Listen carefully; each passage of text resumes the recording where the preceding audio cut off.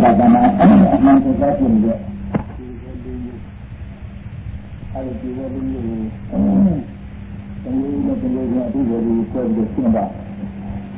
So many of you are talking about Purna, Saha, Yadan, Nata, so because you are you start to do a Jala, making a Jala, a Jala, and a Jala, you have to tell her, no? How goes ya? You start at you and that. So you are it. I will start to get a Pura, a Pura, Purali Sandy, Sandy the Pura Dura, that is over at this very level. But you don't have the good on me, but I will do not pull out a cattle ladder. You will cattle like a pool out of Sandy to the good. That is all of Julia. You can't tell her, you can't Abuja and la. Can you Abuja, nothing is Yanto Lala? Can you Abuja, nothing is Yanto Lala? That is all of her. Yeah, I am looking at the map. Thinking about it, the people that are people, I do Luna. Some of the little Yata, who are also, the Adia, who has America, a San Marita, you do Marita, the Lucanu, Sarah, Nara, there are two dinners, one of the night, and the Drew that are the Jamu, Yata, that are Santana, not Naniba, Jaco, no? How goes that? Do you know that is only about Natana, these all I will do matter. Here to the happy Roja, the chat is only covered, the happy is only covered. So you know, the chat is all Lucia. And I will do the hand of the jar called Tomiga. I will the happy is all correct, is Roja, the Luca Citadel. So Luma, chat near Laro, Abu Yellow, Tiana, the Indian Dandy. Tuan ada dia sampai dia cook, dia betul dia beli. Nah, apa saja, jaya mula, jaya ada saja. Ini nolai, abu nolai, ada kau nak baca dia. Orang dilari, dia ber, abu nolai. Sekurang lawan korang buat, anda tiga jenis, alang jenis buat korang, abu dan nyaba.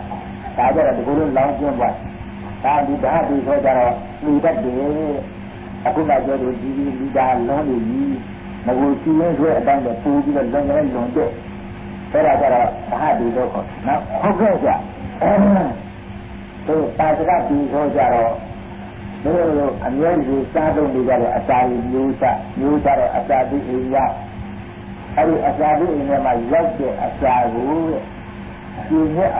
Dia sedih di saudara pasal di kok. Kata wanita ni asal juga, asal juga kita dia, asal juga kita dia, kemalu kan asal juga kita dia, asal juga, tapi ini di asal juga kita dia, pasal juga ada ni, saya asal ni itu mah, anda juga ni kita juga asal dia, jadi asal ada asal jangan punya, pasal juga macam ni. Kaga Yulu Sami the Atagan, Kanda Monato,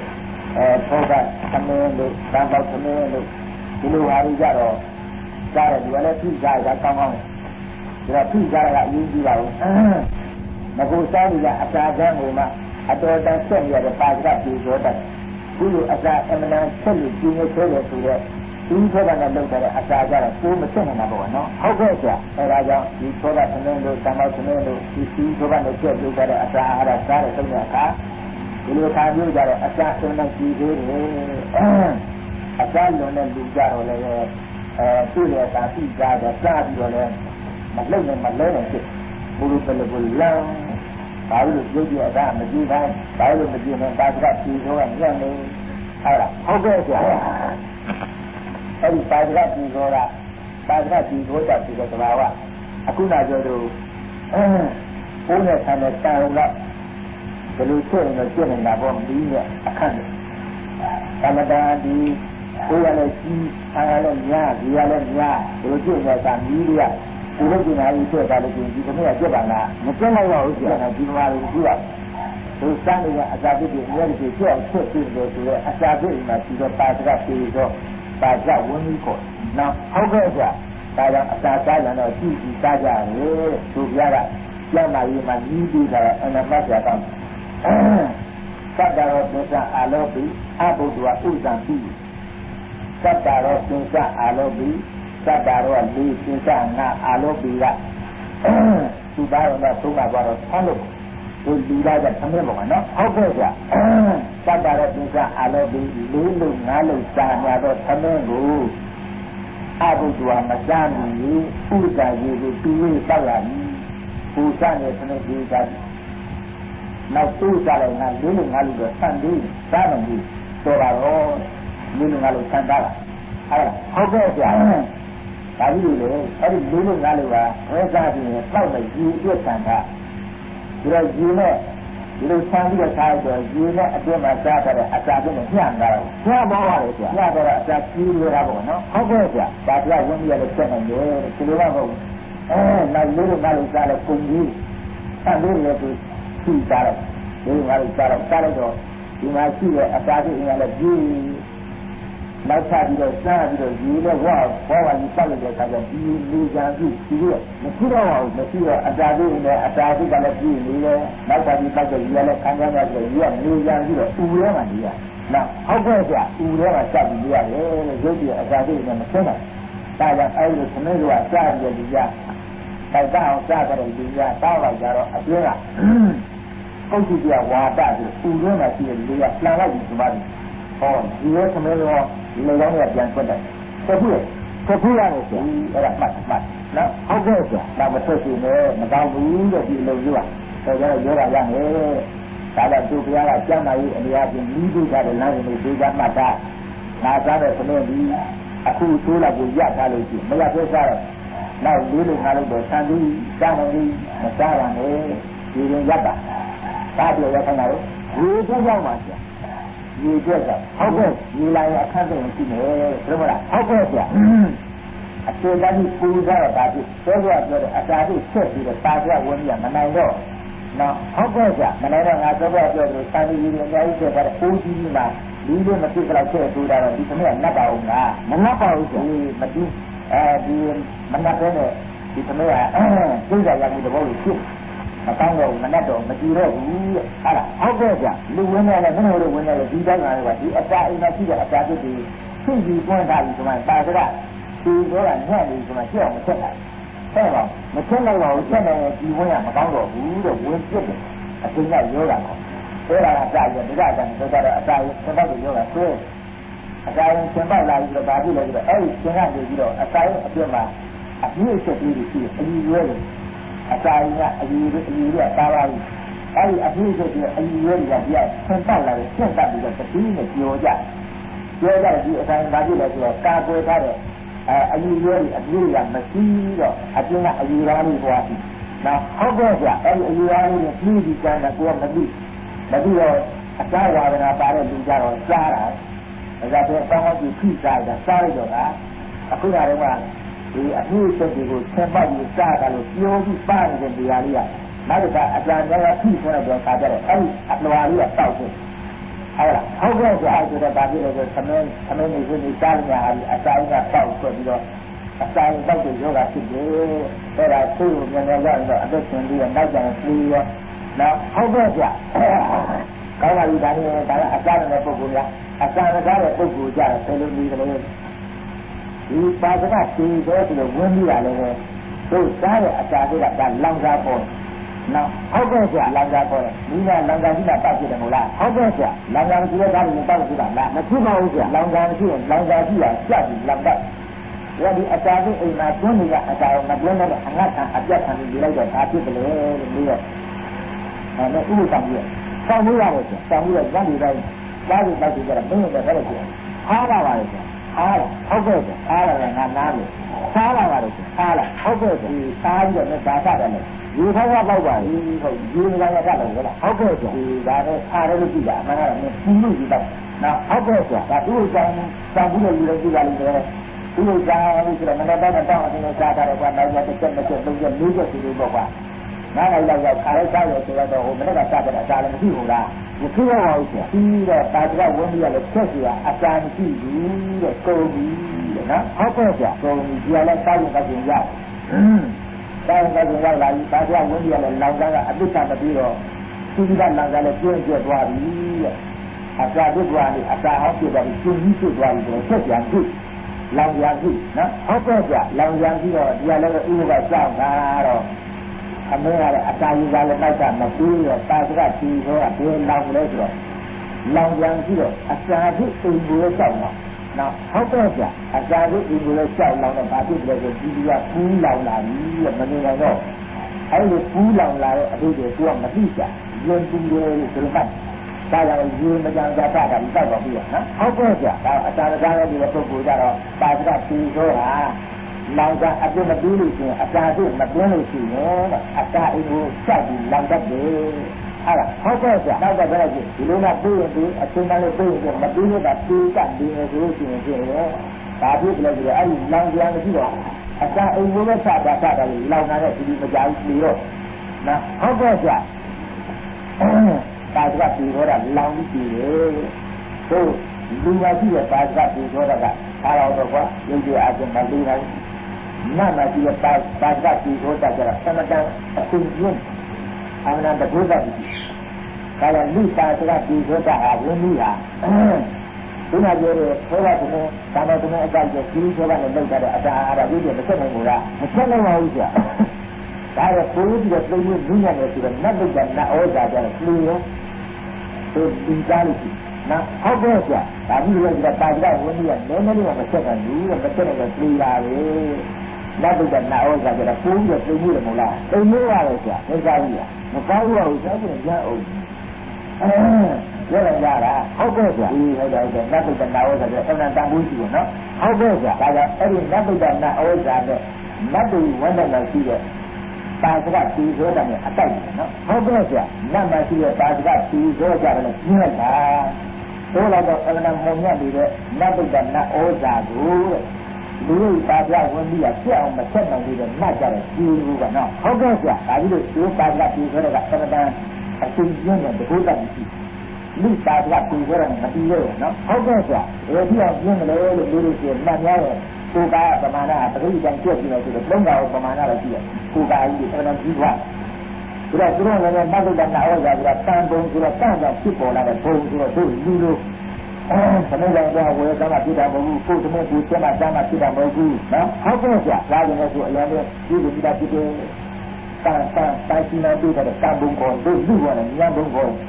ညံရှိမှာကညံမရှိမှလည်းကြံပြီးတော့ဘယ်လိုလဲဟုတ်ကဲ့ဆရာဘုရားကကြောက်ပါမဟုတ်ပါဘူးဒီလိုကြည့်ရလို့မကြားပါဝဲလည်းမကြားပါဘူးနတ်ကြီးကြတော့အလုတ်ပါမရှိနတ်ကြီးဆိုတာအလုတ်ပါရှိနတ်ကြီးကိုရမှုကြီးကနော်ဟုတ်ကဲ့ဆရာလူကြီးကတော့ဘယ်လိုပြောမှုပါမှုရှိရှိပေါ့ကွာသူ့ကြပါကြရီပြောကြပါကြရီရှိရှိသာဘူးဒီလူတယောက်ဒီပြောမှုပါမှုသူ့မှုပါမှုဝိမှုသာဘူးဒီလိုဟာတွေကအစိမ်လုံးအကုန်ခံနိုင်ကြဆိုတော့ရက်စီကလာစီကအကုန်ခံနိုင်တာဘူးလို့တခါပြန်လာဒါပြီးတော့သုံးရတဲ့ဝိုင်းကြီးကဒီနိုင်ကြတယ်မှာကြားတော့နော်ဟုတ်ကဲ့ကြာညာလည်းရှိလာတော့ညာရှိတာပြီးတော့စီနာဖန်ပြီးတော့ကြားပူစတော့နေကြတယ်ညာဘုံခေါ်တယ်နာကြတယ်ဘယ်လိုဟုတ်ပါဘူးလဲတန်ဘုံဆိုတော့သားစီနာပြီးတာဖန်ပြီးတာဖြစ်ဒါစားရတဲ့အရာနဲ့ဝိရလည်းအရာနဲ့နေရလည်းအရာနဲ့အဲဒါတို့ဗလိုက်ကြလို့ပြီးတော့ဘာမှလုပ်ရမလို့ဘာမှလုပ်ရမလို့တော့အားရအားပြီးတော့ဒါလုပ်ကြလို့လို့ပြီးတော့အားလူသာဘုံတရားကြီးညာနော်ဟုတ်ကဲ့ဆရာဒါကြောင့်တို့အခုဒီရောဟောများကြတော့ဘုရားရဲ့နတ်ဘုံတို့တာရိနာနတ်ဘုံတို့ဆိုတော့ဒီနတ်ပြည်ကပြောချင်တာဘူးတဲ့ဒါပြီးလို့အဲ့ဒါတန်ကိုအားကြီးတဲ့နေရာကြီးဒီနေရာကြီးနော်ဟုတ်ကဲ့ဆရာအဲ့ဒါတန်ကိုများတယ်အလုကဒါမှအလုံးကြည့်တော့ပရိယေနာအတွက်ကလည်းမချပြရဘူးဝိနည်းအတွက်စာရေးအတွက်လေးတယ်အတွက်ကလည်းမချပြရဘူးအားတယ်အားတန်ကိုပြောမှာတတော်တော်နဲ့ပြောနေကြတယ်နတ်ကြီးပေါ့နော်ဟုတ်ကဲ့ဆရာဒါဒီနတ်ဘုရားတန်ကုန်တရားကိုစနအားကြီးလို့တော့တကယ်ဒီကြီးကသူတော်ကောင်းအဖြစ်ကြီးကြတော့ငါတို့လို့နတ်ကြီးနတ်ပြည်ကြအောင်ဘုသူမာရင်နတ်တို့တာရီနာနတ်တို့ဒီနတ်ကြီးကြီးတော့မသိချင်ဘူး Allah dia ada dia saya sudah tuju dan nabi sama dan yo manja yo ada puja kampung desa no apa sih dia ada puja ada pemburinya tu dulu dia dia dulu puja kampung desa tapi ada yo muji ada pugu saya ada puja ada pugu sudah saya ada pugu baik lagi boleh jangan dulu tak jalan kampung desa tapi ada dia pugu dia kalau nyara saya ada yo muji ada pugu kalau nyara jangan tuju yang boleh kita dulu ya bukan ada sesuatu yang tidak ada. Apa saja, tidak ada yang boleh kita boleh. Kita kalau kita boleh ngambil di mana kita sesuatu yang boleh kita tidak ada yang boleh kita buat jadi. Nara tanda yang di situ yang tidak mah, di yang ini sesuatu yang tidak ada. Naya kita tidak tidak. Nah, apa saja kita dia juga tiada yang berjauh dari orang nyari. Tak nyada nyari. Boleh tak siapa? Cari naga cari. Kalau sedih mari cari nasi dan nabi menyukai nabi bicara tanggung rumah terlalu ilmu di nabi apa namanya. Kalau kita tahu hari nabi bicara sesuatu yang nabi harus nabi loh. Awal aku ya jadi kalau dalam negara kita nabi loh namanya hari hari nabi harus tu cari nabi di mana boleh. Dia nabi punya namanya dia holih. Dia ada jemaah dia, jemaah dia sesuatu yang dia awal jemaah dia, ayah jemaah ayah nabi, ayah nabi dia wajib dia, dia ada dia wajib dia awal apa nabi ada jauh juga, tapi jemaah dia nak tahu dia, dia wajib dia, nabi dia mati dia wajib dia, dia kuasa, di mana orang guna dia tanggung dia betul, dia mudi nabi ada, dia cakap dia buat orang yang ada. Sudah kena sini lagi cuma ada tanggung dia lah mulia cuma mulia dalam majunya nak dia juga tak tahu malah nak ni akan lagi marah sih ada jauh lah ini orang betul terkau sih nak apa betul terkau sih betul nak dia tunggu dulu ada bawa terus banyak dia ubah kalau tidak banyak ini di janji enak tu jambung dia ada tangan lagi boleh. Dulu kita untuk di mana kita berjalan jalan. Kalau jalan, atur yang lagi lah. Negeri ini mana sih? Cakman lah mana no? Apa saja negeri mana sih? Di jalan jalan. Kalau di jalan ada apa?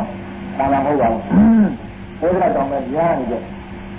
Nabi kau. Kalau siang ke, kalau siang orang dulu orang boleh orang jalan di luar.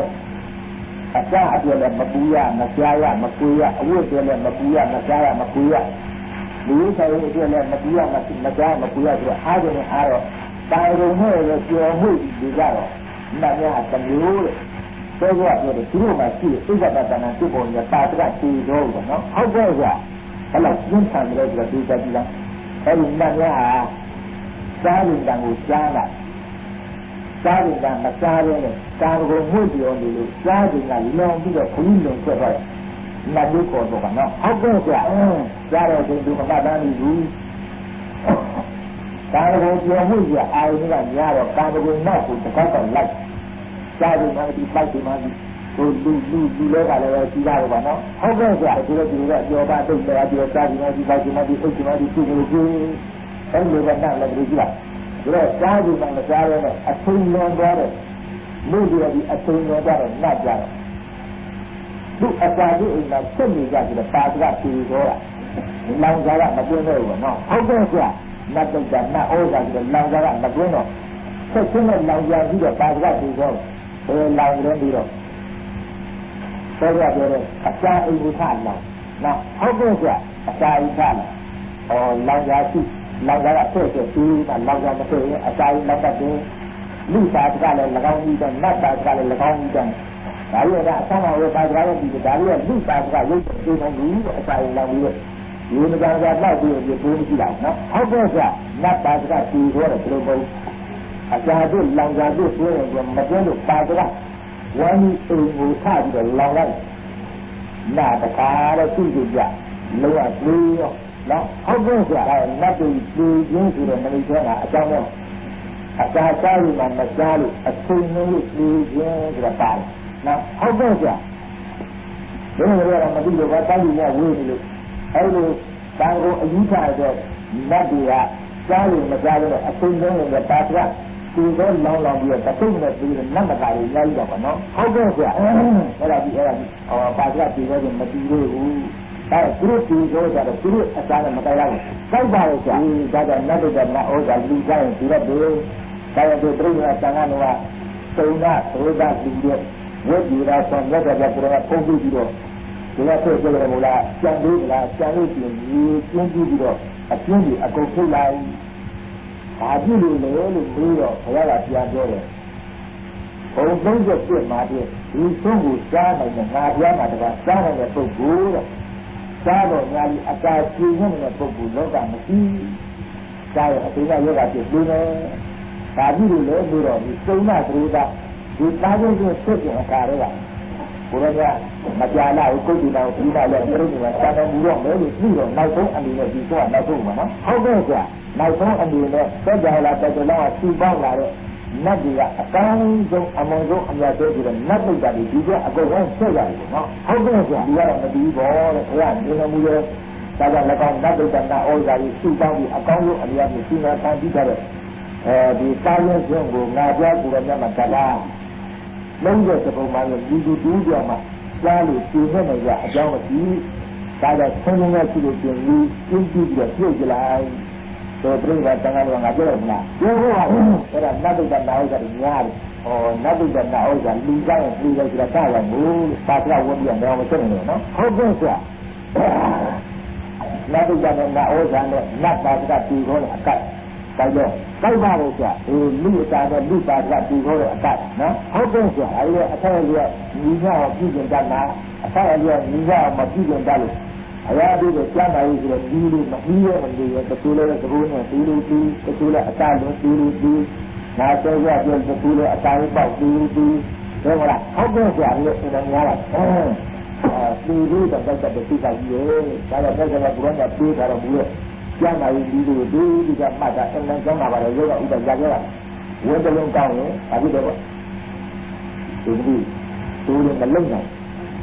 ဝင်ကြတဲ့ကောင်းခဲ့ပြီလို့သိပြီးကြတာကြားရကြားရတယ်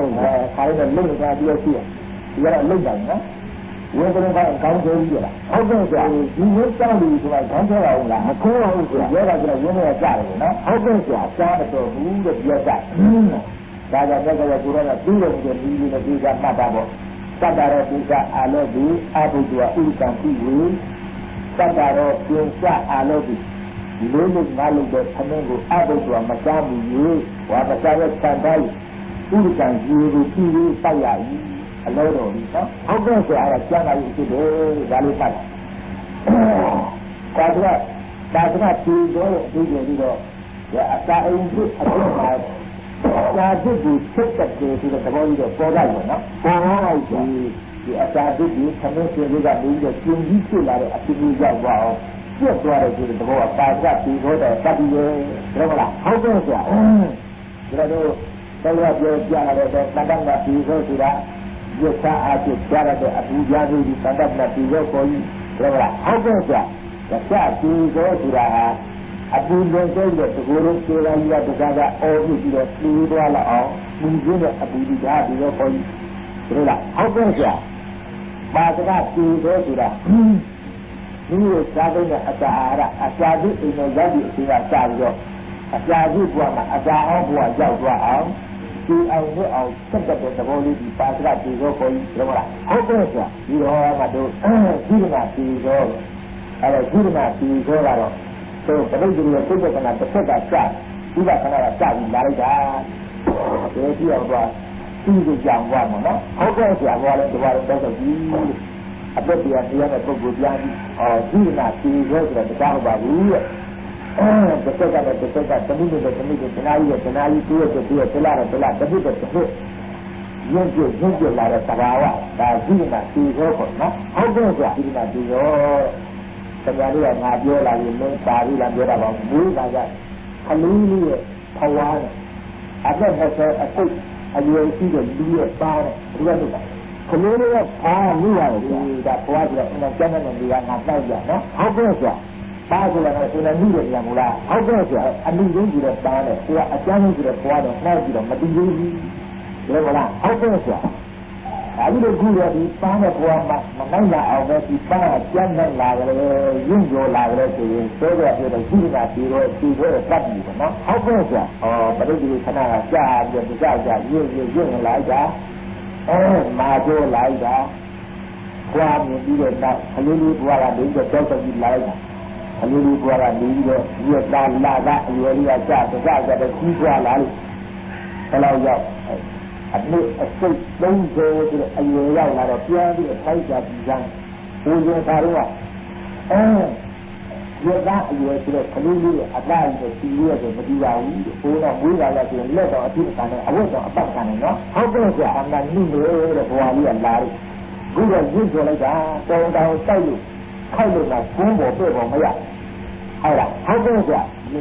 说我们不变，大家了我来多了那对。这现在呢，就现在，怎么的，现在一个得来了，怎么的，越来的，这个来的这个什么玩意儿，小了，最小了是，这你怎么？是吧？今天那么低一个，我那这个也是东西也那一生啊，那大都够，再加上呢，这多了，6个啊，6、7个，还是那要来比来。还是那要来，这还是来地来的，长期来的，短期来的，也是蒙来的，他在来的，拿在来的，怎么了？好东西啊！还是我们这边的小学，可能就是有点拉不来了，拉完了是，我看这个，也他够来的，该来的，来的办法了，这个也他在那文化也就老李在那里够来的，好了，好东西。那要有这样这个话，真的是来了这个，你们理解呀？好些说越来越来，有的呢科技的、大机的，都考了，考完了是啊，这个呢科技都考了，大机都考了，这家伙也考了好高的，多年机考了，大机考，这样要3年的机呢，这机啊，科技啊，知道不啦？好多是啊，光有这个科技啊，也是包括科技的，有的中国科技知道不啦？好多是啊。你山地的、广州的、宜中的、卡山的、南山的，其他的，那个把我们银行的包，银行的是银行，有去来了，有人当时最终的有的地理的讲究，那地理路的在地理，那地理是有的做，知道不啦？好东西啊，有些不大的的了，都毛米的，不大了，有的是不大了。上到去跑了，刚才基本有点后边了，还有慢慢的飞机的，慢慢的不把带半年了，今天叫他来了，我叫拉我一下，那今天没来过，不我到了今天呢，好东西啊，今天都刚刚西南山地的，这个不大了，这个也是基本有啊，上次可能是有地来没来过，没来了，咱们这个那个多大不大了，刚刚西南山地的，刚刚有几个。သောတာပတ္တပဒါရနာအကြည့်လေးရတယ်အကြည့်ရုပ်ကြီးလည်းမုန်းလာပါနော်။ဟုတ်ကဲ့ဆရာ။နားထိုင်နေမျက်စိမုန်းနေတဲ့နားထိုင်နေတဲ့နာကောင်းကြတယ်ဒီတော့ပါပဲငယ်ရင်တော့လည်းဟုတ်ပါဘူး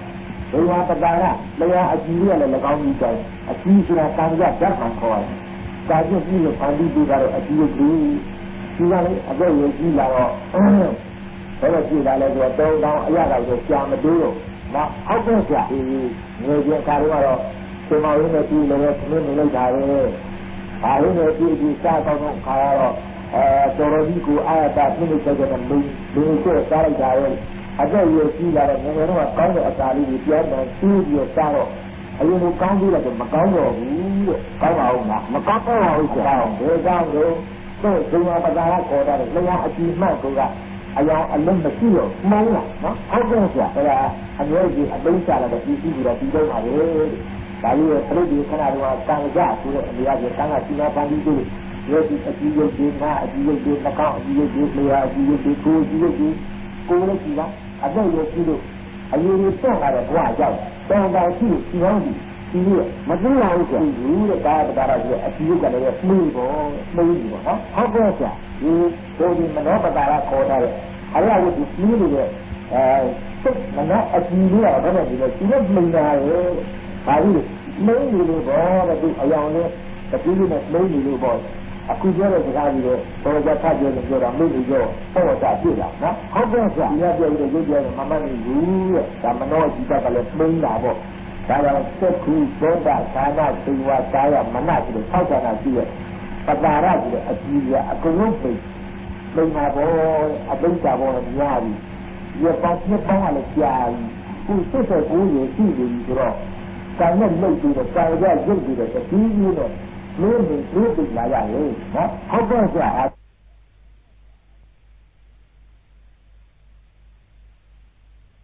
ဒီဒီနာဒီရောကလေးကြီးခဏကစပြီးတော့ပါလာတဲ့ဒီရောဆိုတော့ရပောင်းများစွာလာပေါင်းများစွာပြပေါင်းများစွာကြာရောက်ပြီးတော့ရစ်ပြလာတော့တော်တော်ပြောတော့စိုင်းနေတဲ့ဒီလာပြီးအယူလည်းကြော့လာပြီးရုပ်ပြီးတော့ပုံလာပြီးနားလည်းဆိုင်လာပြီးခါလည်းဆိုင်လာပြီးဒီလိုလာတယ်လူလာတော့ဆရာကြီးဟုတ်တာလားလို့ဆိုတော့ဒီလိုကပေါင်းကြတယ်လည်းဒီအန်ဒီရာကိုကြွားကြည့်တာလည်းမျက်စိပုံသားကိုခါတိုင်းလည်းကြည့်တော့ဒါအသက်ကြီးကြီးပါဘူးကြီးရဲ့ဗရာဒိတ်လာရောရောက်ပြီးအသက်ကြီးကြကြီးဒါအဘူးကြီးဒါတော်ကြီးကိုတိုက်တယ်ပြောတယ်လားပြောပါတော့ဆရာဆိုတော့အမှန်ကတော့အသက်ကြီးကြီးဆိုတာဗရာဒိတ်လာဆိုတာဆိုတာပုံရင်းရင့်ရောလာဆိုတော့ဒိတ်ကိုပြောတာပုံရင်းရင့်ရောလာပြီတဲ့ဒီကဆိုတော့ဒီလိုကြီးညာတော့ရတယ်အဲ့ဒီဆန်းစီအောင်လုပ်ပြီးတာတော့အယူတော့လုပ်ပြီးတာလို့ရုပ်ရှိပုံအောင်သွားကြည့်အောင်ခါတိုက်အောင်နားထိုက်အောင်လူကိုရစ်ပြန်ပြီးဖြစ်ပြီးအောင်ဒီလိုမျိုးလူတိုင်းမျိုးသိနေအောင်ဆိုရအဖြစ်မျိုးတွေလုပ်ပြီးတဲ့ဒီကပြေတော့မင်းများမမြင်အောင်ဆိုမြင်ပါရဲ့မမြင်ကောင်းပါဘူးဆိုဒီလိုမြင်အောင်ဘယ်လိုရအောင်နော်ဟုတ်ကဲ့ဆိုတားလို့ဒီရအောင်မရပါဘူးဆိုတားလို့ဒီမရပါအဲဒီကတားလို့ဒီရအောင်မပြောင်းပါဒါတော့ဘုန်းကြီးကဥပမာဒါနဲ့ဒီလဲဆိုလို့ရှိရင်ဒီမှာဒီဆိုဆိုတော့ဒီတော့ဒီတော့ဒီမှာဒီတော့စသည်ကြောင့်အခုလိုဆံရည်ကြီးလာတဲ့အရေးကျွတ်လာတဲ့တရားရည်ကြီးရတဲ့ဝိသိပေါ်ရတယ်ဆိုတော့ကြာကြည့်ရရုံတော့ပေါ်ပြီးဒါကဟုတ်ကဲ့ဆရာအဲ့ဒီရုံတော့ပေါ်လာမြင်ရတာဘယ်လိုလက်ချက်လဲဒါဒီမှာဒီတော့လက်ချက်ပဲသူ့တတ်ပြီလေဒီလိုပိုင်းကြည့်ရနော်ဟုတ်ကဲ့ဆရာဒီမှာရမှာလည်းဒီလိုဆိုလို့ရှိရင်ဆိုအဲ့ဒီတော့တော်တယ်မှာဒါအတိုင်းကြီးကျင်းလို့ပြီးရလောင်သွားတယ်တစ်ချိန်ကနောက်ပြီးတော့လူကဆက်ရကြရတော့တော်ပြီးရလောင်သွားတယ်ဒီလူလောင်သွားတယ်လူလောင်ကြောင်းကြီးဟာဒီကလည်းလူလောင်ကြီးဒါလေးကြီးကြားရည်ပြီးနေပြီးပြီးနေဟာလာကျင်းပြီးတော့ပြည့်စုံပြီးပြီးနေလောင်ကြပြီးပြီးနေဟုတ်ကဲ့ဆရာအဲ့လိုကြည့်လို့တော့ဒီမှာကတော့ဒါပြလိုက်တယ်ဒီကလူလောင်သွားတာပဲလို့မလားဟုတ်ကဲ့ဆရာဒီနေရာနီးလောင်ကြတာဒါကြောင့်နီးလောင်ပေါ်နေတယ်ဒီလောက်ကြီးကနီးရဘာလို့နေရလဲရာဝင်ရတဲ့အကျော်ပြည့်ပြည့်နေရတယ်ဒီလိုတွေနေရတယ်ဘယ်မှာလားဟုတ်ကဲ့ဆရာဒါနီးလောင်ကြတာအမှန်ပဲလို့ဘယ်လိုလဲရအောင်လားမလဲဘူးဆရာဒါတည်းနီးနေလိုက်ကြလားမမြင်ပါဘူးဆရာဟောဒီနေနေလို့လားနီးလောင်ကြတဲ့လောင်ကြတွေမြင်ပါလို့ဒီနေရာနီးလောင်ကြတယ်ဆိုပြီးတော့ပြီးရအောင်ဆရာဒီကဒီလောင်ကိုမြင်တဲ့ခေါ်အကြမ်းနဲ့နီးတဲ့ဒီလိုလိုလည်းဒီပြောတဲ့ဒီလိုကိုမှအုံမကဖြစ်လာအောင်ဇရာကြီးရောဇရာဒုက္ခအရွယ်ဖြစ်လာအောင်ပြည့်ပြည့်သေးနေတဲ့မြစ်ကြောင်လှုပ်သေးနေတဲ့ဂျိနာတီကိုမြင်လိုက်ဆိုမမြင်ပါဘူး။ဒါတော့ဂျိနာတီကိုလောင်ကြတဲ့ဒီလောင်ကြီးကိုမြင်လားမြင်လာတော့ဆက်အာရုံကြီးကိုဒီကကူကိုဇံရောရဲ့ဒီလိုပုံမှာကျောင်းလှုပ်ကြဒီနေရာတာကြီးတော့ကြွားကြည့်တော့အယူသွင်းတယ်ဆိုတာဘာဒီတော့ဒီကပြီးတော့ဒါမှဒီကပြီးတော့အဲ့ဒီဒီကပြီးတော့မမြင်လားမမြင်နိုင်ဘူးဆိုတာအာရုံမြင်တယ်လို့ပြော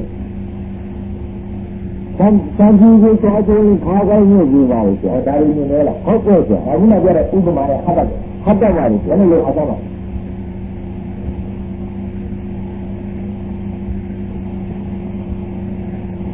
ကြားရဟတ်တယ်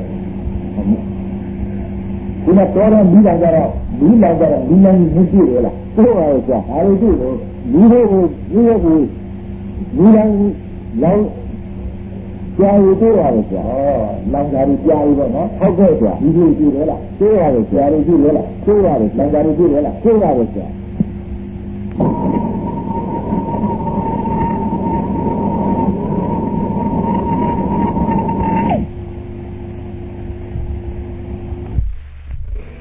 မာတော့တာမပတ်တယ်မာတော့တာဖြစ်ချင်တယ်ဆိုတော့ဘာလို့ဘာမှလုပ်ကြဘာလို့ဘယ်လိုဖြစ်နေလဲတရားကိုခိုင်းကြတယ်ကအခုလည်းတော့တောင်းရ အိမ်ဆောင်ဒီဘယ်တော့မှအစိတ်တိုင်းတော့မလုပ်တောင်းတော့တန်းဒီလိုပြောတယ်ကျုံးလားဟုတ်လားကျုံးလားဟုတ်တရားရဲ့တတ်တယ်လည်းလည်းကြားကြည့်တယ်ပြီးကျနေတာကွာဒါလို့တန်းနေတယ်ဆိုတော့သူမပြောဘာလို့တန်းနေကြတော့နောက်တစ်ခါပါတန်းရ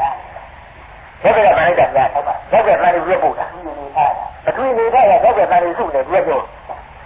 အစားမရှိတယ်ဘယ်ကလည်းစားဖို့ကြည့်တာကလာထုတ်တယ်ရောက်ပြီလားဆုံးပါခဲဟိုတော့ကသူတို့လက်ပြားချင်းစမ်းတာကြောက်လို့တွေ့တယ်ပြီးတော့သူတို့ဖတ်တာပြောနေတာလေကွာအမှန်ကတော့ဟိုခေါင်းကတော့ဟောရမှုတဲ့ဒီရဲ့ဆိုရင်တခါကြီးကွာတောင်းတဲ့ကစီမံတတ်တယ်ဆိုတာတခါကြီးတစ်ခုကဒီလိုတဲ့ပတ်တဲ့ငါကျက်ပြောအားကြောင့်တောင်းတဲ့ကဒီစရာနေရာပြစက်နေရတယ်တခါကြီးလားအဲ့တော့သိတဲ့လူကသိတဲ့ရတယ်လို့ကိုပြောကိုတက်မရတာကိုကိုမယုံဘူးသူတို့တွေကအဲ့ဒါကလည်းကျွန်တော်အတယ်လို့ဆိုအလူကြီးပဲသူတို့ကစားပြီးတော့ဘယ်ချင်းနဲ့ကျဲအလူကြီးတာတော့ကိုသူတို့သိကြတယ်လည်းတွေ့တယ်ရုံးလာတယ်ဒါသိတဲ့လူခေါ်တယ်သူသိတာသူပြော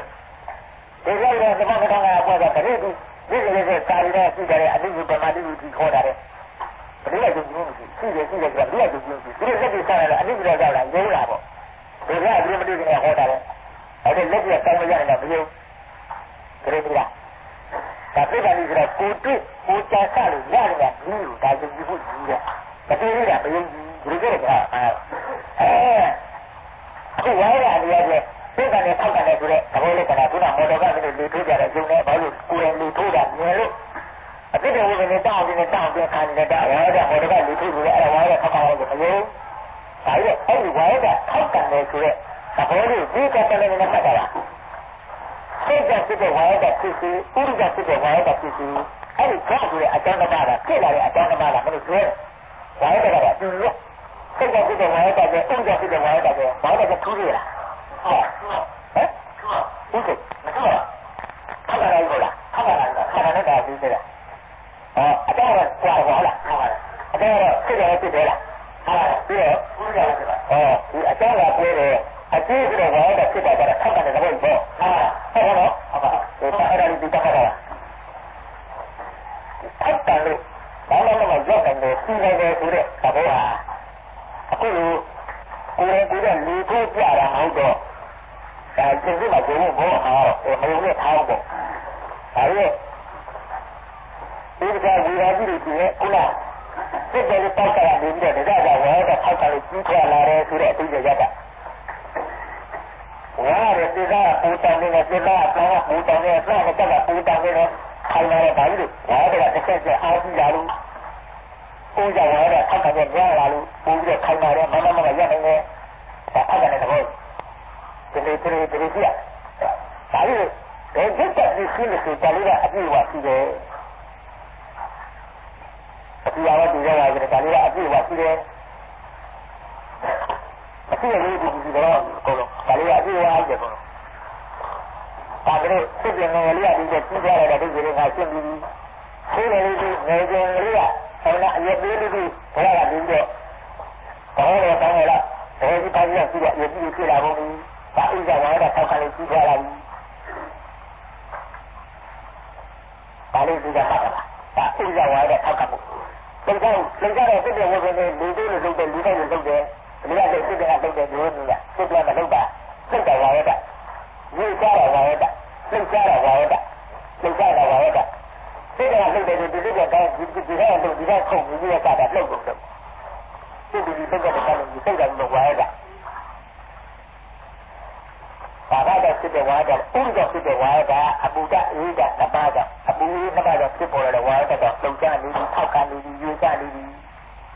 ယူဆတဲ့တောင်းဆိုင်လာတဲ့လူရောက်ကိုရောက်လာပြီးဟောဒီဘုရားကိုပါလာပြီးဒီဘုရားကလည်းလေးတော့မရဝါဒတော့မရ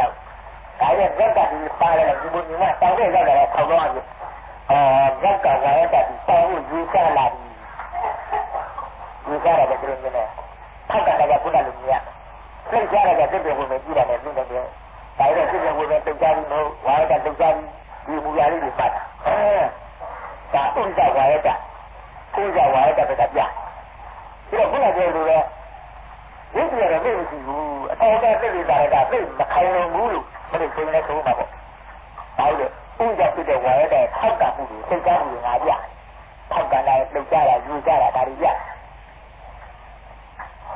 စိတ်ကြောင့်ဖြစ်တဲ့ဝါရတဲ့အခါလာတော့ဒီသက်ရှိတတ်တော်စိတ်ကြောင့်ဖြစ်လာတဲ့ဝါရတဲ့ဒီကြတော့ဥဒ္ဒဖြစ်တဲ့ဝါရတဲ့စိတ်ကြောင့်ဖြစ်တဲ့ဝါရတဲ့တပတ်ဆုံးဥဒ္ဒဖြစ်တဲ့ဝါရတဲ့ဆိုတာငယ်တော်ကြီးပြိတ္တိခဏရကြတဲ့ဒါကြကြီးသွားတယ်ဆိုတော့ဥဒ္ဒဝါရတဲ့တရားသာပြီးလာဥဒ္ဒဝါရတဲ့အများရပါ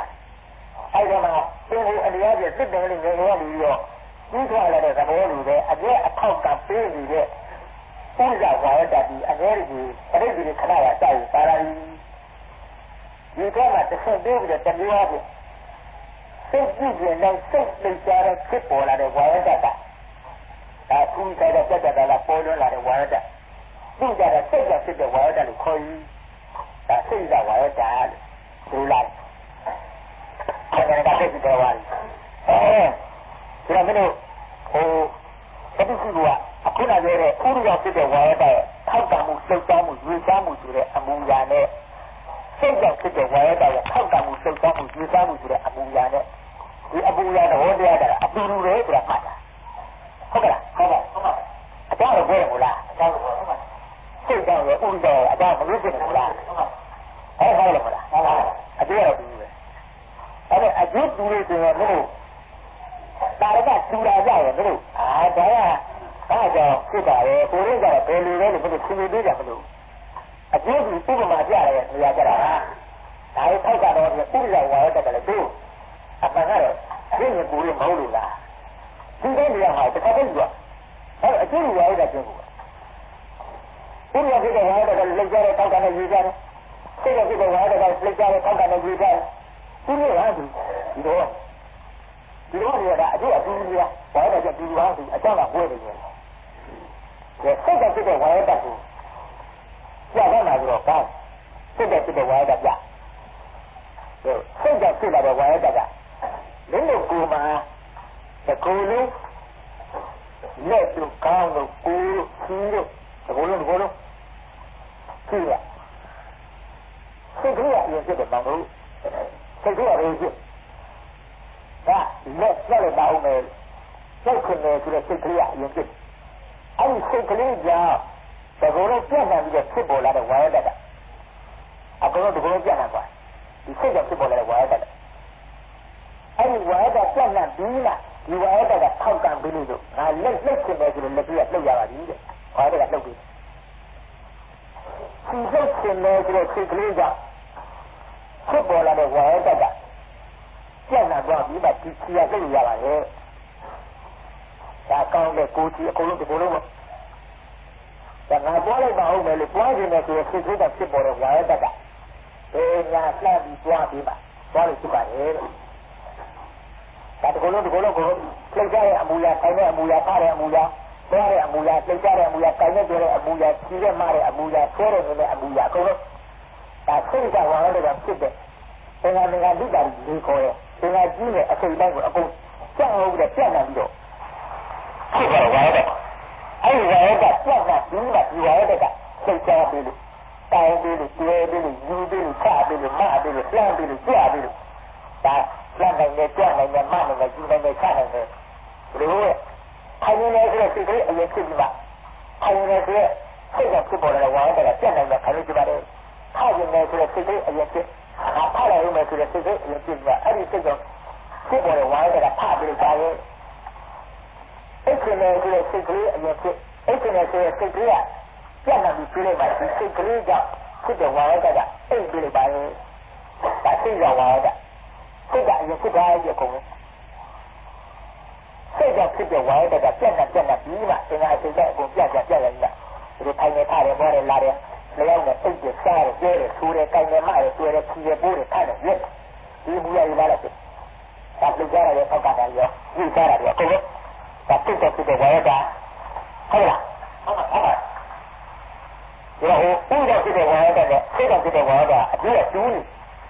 ဒါကလေးကတော့အကြောင်းကပွဲစိတ်ကြောင့်ဖြစ်ဖြစ်ဥဒ္ဒဖြစ်ဖြစ်စိတ်ကြတာနဲ့ထောက်ကနာခြင်းယူကြတာနဲ့အတူသဘောရတူဒီလိုနားလည်တာ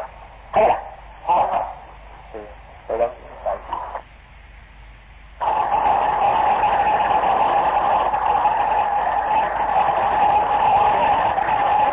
အဲဒီလိုဝါရဒအလူကထောက်ကံသောသဘောတရားဟုတ်ကဲ့အဲဒီထောက်ကံသောသဘောတရားဆိုတာထောက်ကံသောဆိုတာကမှတ်ကြောင်းလက္ခဏာသဘောတရားကဝါရဒအစစ်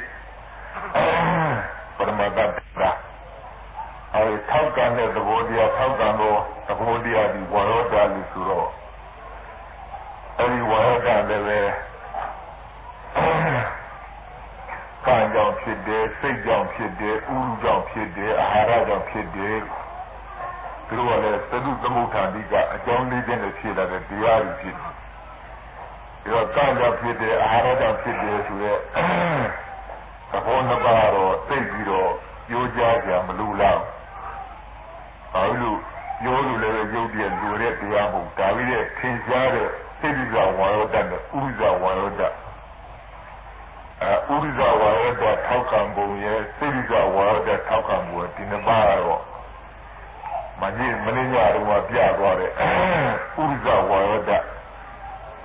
ရိဇဖြစ်လာတဲ့ဝါယောတထောက်ကံဒါကဒီဝါယောတဖြစ်ခြင်းအကြောင်းလည်းပဲဥ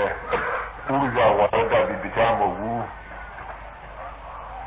အေးဘူးနှစ်ပါးကြောင့်ဖြစ်လာတယ်ဒါဥရိဇဝါယောတ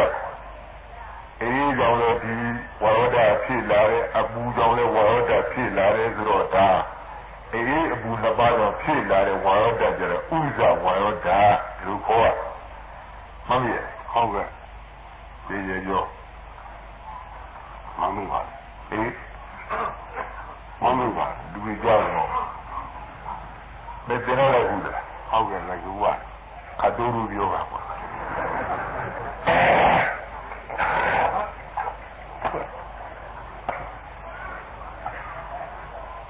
ဘယ်နှပါလောက်လဲဘူးဒီပါငါပါလောက်လဲဘူးကတူလူပြောရလို့လူကြောက်ဘူးလူကြောက်တယ်ဘယ်လဲခောက်ပြေးရေရောဟုတ်ကဲ့ဒါလီပြောလိုက်မှလားလိုက်ပါဟဲ့လိုက်ပါကူရမလို့မီးရောအတော်ဘောဆိုတာညရတယ်ကွာမင်းကနေရနေရဟုတ်ကဲ့လားဟုတ်ကဲ့ခင်ဗျာတော့ကျွန်တော်တို့ကလည်းဟုတ်ကဲ့ဟုတ်တယ်မင်းအဲ့လိုလုပ်လာတကြီးကြီးနဲ့ငါ့နဲ့တိုက်တယ်လားဒီရတဲ့လူကပုံလိုက်တာတော့မင်းလည်းငါတော့အိမ်ပြောပါလို့နော်ပြောတော့ဘူးကွာအချင်းကြောက်တာအတော်ဘောဆိုတာညရဟုတ်ကဲ့ဒါရီလည်းပြောင်းပြောနော်ဟုတ်ကဲ့ပြောရတာပြောရမယ်ဗျာလောကပြောရတာပြောရမယ်ဗျာကျန်တယ်တော့ပြောရမယ်ဗျာတော်ပြီလားဒီကအများကြီးကုသောအဒီနဲ့တေဟောလို့နော်ဟုတ်ကဲ့ဒီတော့ငါမေးရင်မင်းပိဋကကိုမေးတယ်လို့ပဲပိဋကကလည်းသူသဘောထားသူကူစားပဲဆိုတော့ဒီတော့မင်းပြန်ဖြေတဲ့အဖြေကိုပိဋကကဒုဖြေတာပဲလို့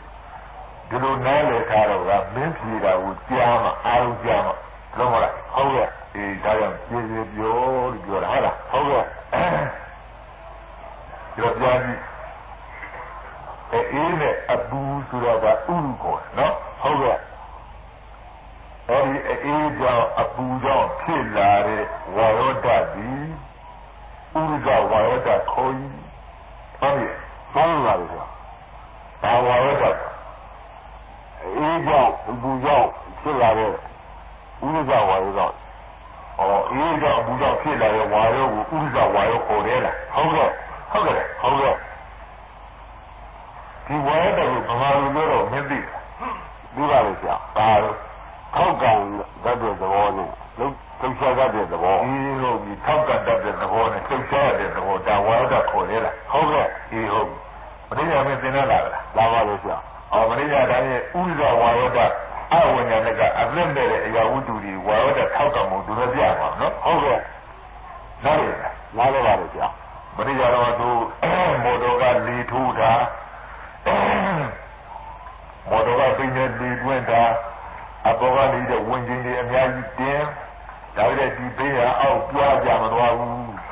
တောင်းတင်းနဲ့ခံနေရဟုတ်လားဟုတ်ကဲ့ဒါကြီးလို့တောင်းတင်းနဲ့ခံတယ်ဆိုတော့ဝါရဒကြောင့်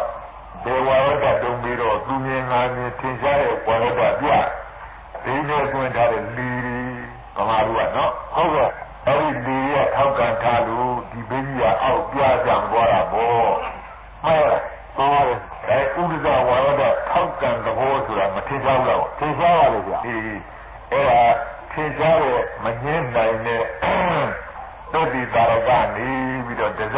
နဲ့ဒုများဒီသစ်ပင်ဝင်ပင်တို့တုံးတို့တိုင်းတို့အပြည့်မရှိတဲ့တောတောင်ကြီးတွေသမုဒ္ဒရာအားလုံးမတန်ရခိုင်မာနေတာတွေမပြိုးမကွက်မလဲပဲနဲ့နေတာတွေဒါတွေရှားပြီးတော့ဒီဥပ္ပဇဝါရတဲ့သတ္တိဒုပြပေါ့နော်ဟုတ်ကဲ့ဒါကြောင့်လာဝညာဏကအသက်ထင်ရှားမရှိတော့အဝညာဏကအသက်ထင်ရှားမရှိတော့အသက်လုံးမရှိတဲ့တုံးတိုင်းတောတောင်အစရှိတဲ့အရာဝတ္ထုတွေမှန်မှန်များအပေါ်ကဝင်လေးတာခိပြီးဖြစ်စေမဖြစ်ဘဲနဲ့သူ့ကြီးပဲတက်တဲ့ထောင်းတွေပဲမလဲပဲမကွဲပဲနဲ့ထောင်းနေပြီးဖြစ်စေမတက်ရနိုင်တာပါကြောင့်ဥဒ္ဒဝါရဒထောက်ကန်ထားလို့သိမလားဟုတ်ကဲ့အဲ့ဒါဥဒ္ဒဝါရဒထောက်ကန်မှုဟောဒါပြန်ထောက်ကန်တဲ့ဘုံကဥဒ္ဒဖြစ်တယ်ပဲဝါရဒဖြစ်ဖြစ်စိတ်ကြောင့်ဖြစ်တဲ့ဝါရဒဖြစ်ဖြစ်ထောက်ကန်တာကတော့အတူတူပဲနော်ဟုတ်ကဲ့ထောက်ကန်တာအတူတူပဲလှုပ်ရှားတာအတူတူပဲသဘောပေါင်းတူဒါလည်းဒီဝါရဒကိုဖြစ်အောင်လုပ်ပြီးတဲ့အကြောင်းရင်းကခွဲပြထားတာဝါရဒဒီအဘူအေးနမဒီတော့ဥဒ္ဒကြောင့်လည်းဖြစ်ဟုတ်ကဲ့ဟုတ်ကဲ့စိတ်ကြောင့်လည်းဖြစ်ကံကြောင့်လည်းဖြစ်အာဟာရကြောင့်လည်းဖြစ်ဟုတ်မလားဟုတ်ကဲ့အကြောင်းလေးရဲ့ဒီဥကြောင့်ဖြစ်တဲ့ထောက်ကန်မှုသဘောနဲ့လှုပ်ရှားမှုသဘောကြီးရှိုးဆိုတာဒါအရင်ပြပြီးတော့မှစိတ်ကြောင့်ဖြစ်တဲ့ဝါရဒတစ်ခါပြဒါကြောင့်အနိညာဒီကပြတော့တာသစ်ပင်သင်္ကန်းကြီးလှုပ်နေတာ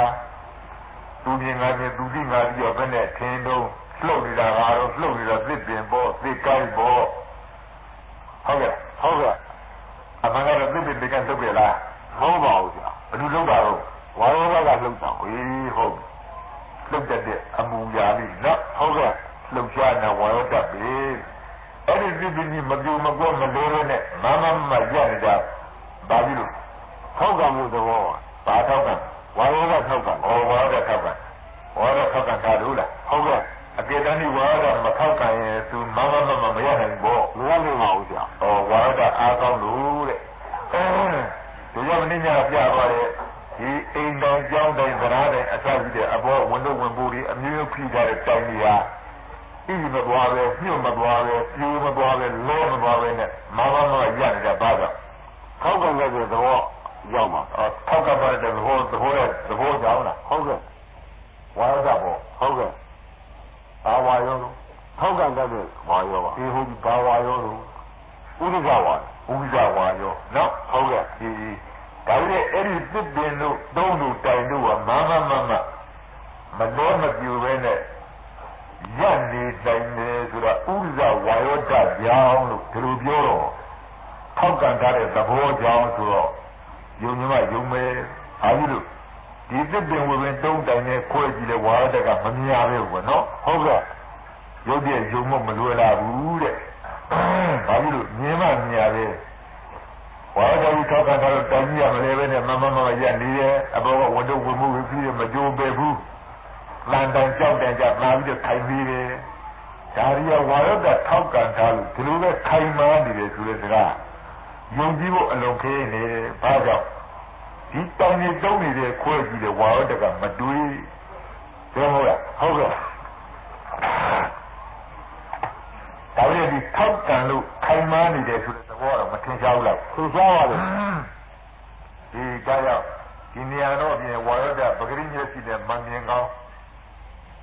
ယုတ်တည်တဲ့ဆောင်းပြီးတော့တိကျအောင်မပြနိုင်တော့ပြနိုင်တဲ့မော်တော်ကားပြီးလီထိုးတာကစပြီးပြနော်ဟုတ်ကဲ့မော်တော်ကားပြီးလီထိုးတာတော့မထင်ရှားဘူးလားထင်ရှားပါလေအမှန်တန်ထင်ရှားတယ်ဒီလိုပဲလို့ ဒီဥရုကြောင့်ဖြစ်လာတဲ့ဝါရောဓထောက်ကန်ဒီလိုပဲခိုင်မာတဲ့သဘောရှိတယ်ဟုတ်လားဟုတ်ကဲ့ဒါပေမဲ့အဲ့ဒီခိုင်မာတဲ့သဘောထောက်ကန်သဘောဆိုတဲ့ဝါရောဓအမှန်ကတော့ဝိဓမ္မနာလက္ခဏာ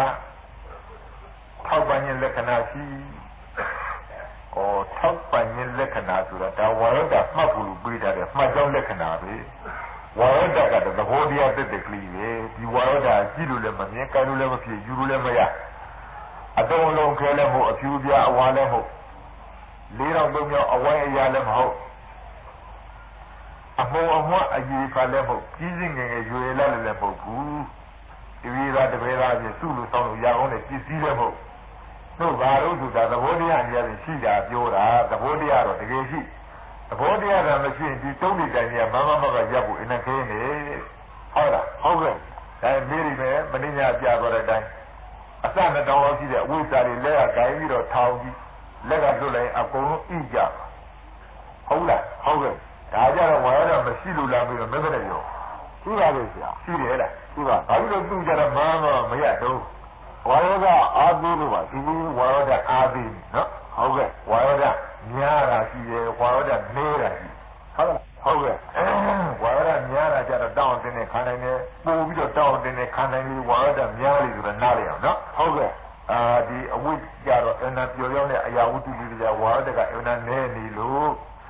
လက်ကထောင်ထားပြီးလက်ကလွှတ်ရအကုန်လုံးပုံဣကြသွားတာပဲဝါရကမရှိလို့လည်းရှိပါဘူးကလေးကတွဲရဖြစ်တဲ့တရားပေါ့တခုနဲ့တခုအင်းရမညာပြည့်စည်ကြထားတာဆွဲလို့ခေါ်လို့မရကောင်းပါဘူးနော်ဟုတ်ကဲ့ဒါကြောင့်ပထဝီဓာတ်ရှိရင်အာဘောရှိတယ်ပြေသောရှိတယ်ဝါရောရှိတယ်ဆိုတော့ပြေချာမှတ်ဒီကလေးပါတော့တရားနဲ့ဖြစ်တရားနဲ့ပြည့်ပဲဟုတ်လားဟုတ်ကဲ့တပါးချင်းနှစ်ပါးချင်းခွဲပြီးတော့ဖြစ်ကောင်းတဲ့တရားမဟုတ်ဘူးဒါဖြစ်ရင်ဒီအဝိဇ္ဇာကြတော့ဒါလေးကအမြင်မျိုးဖြစ်ရတဲ့နဲ့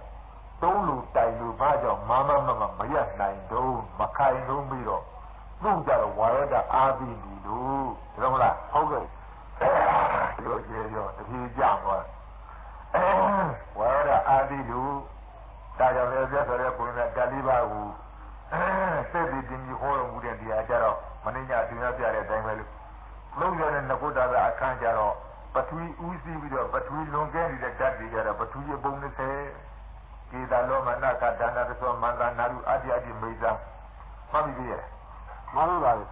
ကြတဲ့ပထဝီ20ဟောရမလားကွာဟုတ်ဟောပါလေဒါတို့ဒီကေတာလောမနာကဒါနာတသောဆိုတဲ့အစုပုံ20ကပထဝီဓာတ်ကြီးရှိလို့ပထဝီဓာတ်လို့ဟောတာလားဆိုတော့မင်းပြောတယ်ကွာမဟုတ်ပါဘူးကွာဟုတ်ဘူးလားမဟုတ်ပါဘူးဒါလေးကတော့ကိုရှိတယ်ဒါလေးကတော့ကိုရှိပါကိုရှိတယ်ဘာကြောင့်ပထဝီဓာတ်လို့ဟောတော့ဒီစီးရဟဲ့လို့ပထဝီဓာတ်လွန်ကဲတယ်အနေအားဖြင့်ပထဝီဓာတ်ကိုအဓိကထားဟောသွားတယ်ဒီလိုမဟုတ်လားဟုတ်ကဲ့